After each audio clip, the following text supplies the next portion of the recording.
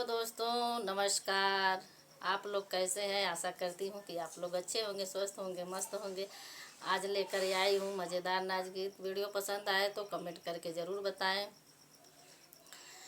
बसवा में घसवा फूटेला नैहर में, बसवा में घसवा फूटेला नैहर में।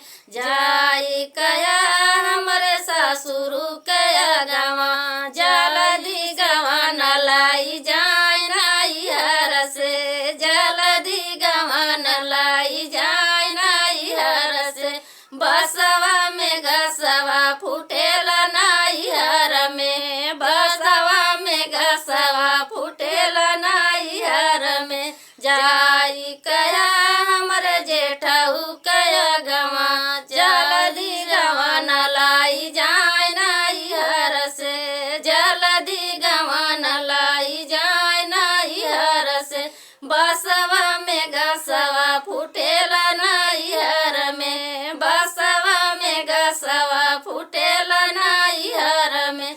जाई कया हमरे देवरू कया गवा, जल्दी गवा न लाई जाए नैहर से, जल्दी गवा न लाई जाए नैहर से।